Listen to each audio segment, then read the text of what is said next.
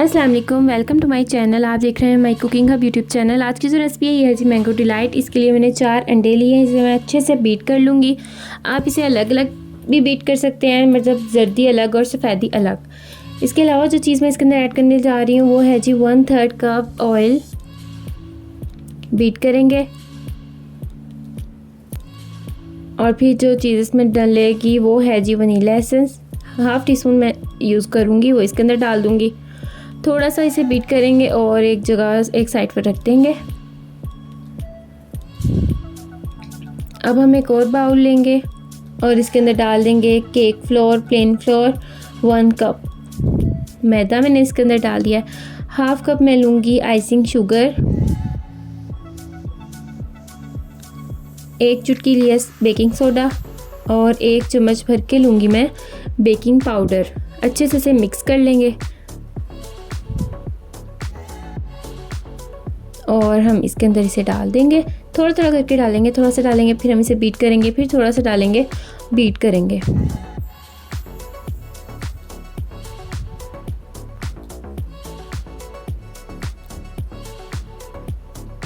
अच्छे से आपने इसे बीट करना है, बिल्कुल भी लम्स नहीं बनने चाहिए। ये देखें जो बाकी रह गया था ये मैं सारा ऐड कर दूंगी इसमें।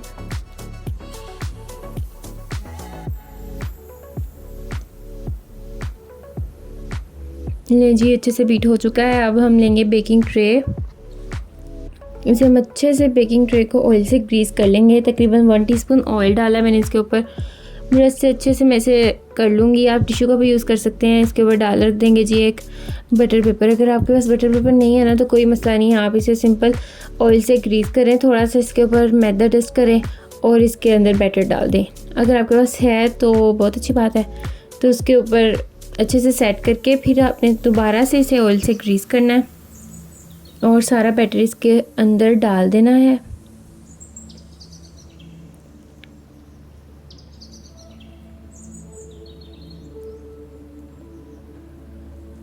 अब हम इसे टैप टैप करेंगे। इससे दौरान मतलब इससे पहले मैंने पतीले को प्रीहीट होने के लिए रख दिया। तकरीबन 10 मिनट हो चुके थे। इसे प्रीहीट हाई फ्लेम पे मैंने इसे प्रीहीट किया है। जब मैंने केक इसके अंदर रख दिया है तो फ्लेम ने लो कर दिया है। बेक किया मैंने 35 मिनट इसे और ये बिल्कुल परफेक्ट केक तैयार है। सॉफ्ट स्पॉन्ज केक तैयार है। अब इसकी मैंगो डिलाइट कैसे बनेगी वो मैं आपको बताती हूँ। पहले हम केक बाहर निकाल लेंगे।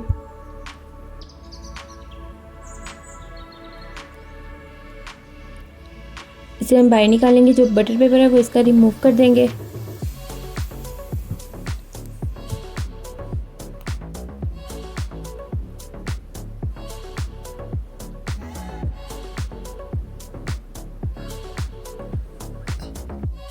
बटर पेपर इसका रिमूव कर दिया है और अब इसे स्लाइस में कट करूँगी।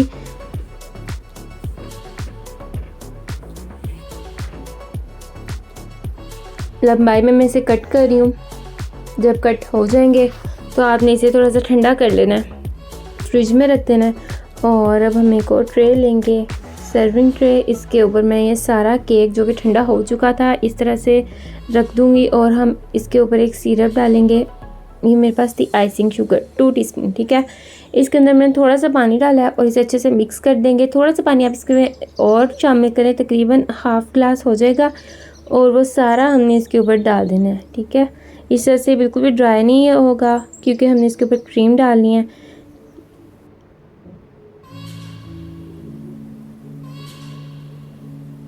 जब सारा हमने इसके अंदर डाल दिया फिर हम करेंगे जी बीट क्रीम को। ये देखिए इसे आप फ्रिज में रख दें या बाहर रख दें, कोई मसला नहीं है, मतलब गर्म नहीं होना चाहिए।